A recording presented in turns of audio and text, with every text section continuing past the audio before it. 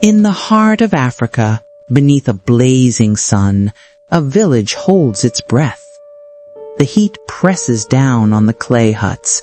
The air shimmers and trembles. Only the faint murmurs of children and the anxious glances of the elders toward the empty sky disturb the heavy silence. From one of these huts steps Wanto.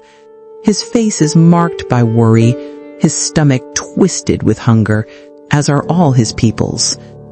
Despair hangs over the village, yet in Wanto's eyes flickers a stubborn spark of determination. He must act. Driven by an inner force, Wanto leaves the stillness of the village and ventures deep into the dense forest. Every step is a struggle, but his mind is set on one goal: to find food for his family, for his people. The forest, both menacing and full of promise, watches him. Its whispers test his resolve. Still he pushes forward, guided by the faint light of hope. Then, suddenly, a miracle. At the turn of a path, a clearing opens before him, bathed in a golden glow.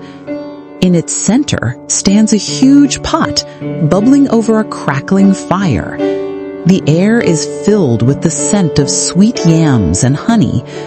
All around, beehives overflow with golden nectar. Wanto freezes. His eyes widen. Is this a dream? A trick of the forest? No, it's real. A divine gift, he thinks. A blessing meant for him alone. Meanwhile, back in the village, unease grows. Misso, Wanto's wife, feels in her heart that something has changed. She approaches the elders. Have you seen Wanto? But no one has. Following her intuition, she walks to the hut of the village sorcerer, keeper of secrets and wisdom. The old man greets her silently, his gaze already knowing. After hearing her fears, he hands her a small pouch filled with enchanted herbs. Go to him, he says softly, and remember, wisdom is stronger than hunger. Misso steps into the forest guided by the old man's words. She reaches the clearing, and there, hidden behind the trees, she sees Wanto, her husband, feasting alone. He devours the yams, forgetting his children, forgetting his starving village. Her heart breaks. Quietly, she approaches and drops the magic herbs into the pot. Moments later, as Wanto reaches for another yam, the pot begins to tremble. Then, before his astonished eyes, it jumps and runs away. Come back!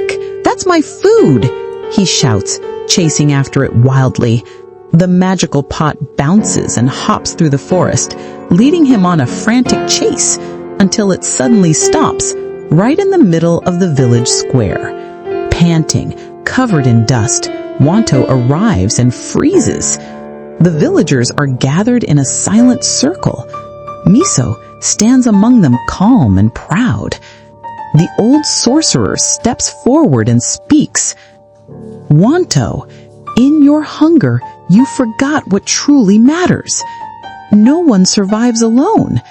A hand that takes only for itself soon empties, but hands that share build a future for all.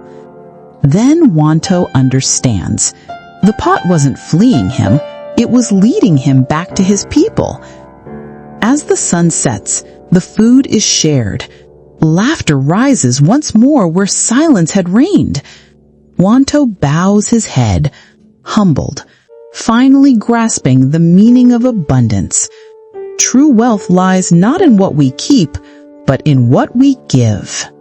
If you enjoyed this story, don't forget to like, share, and subscribe to Dana Stories, where every tale brings a little more magic to your day.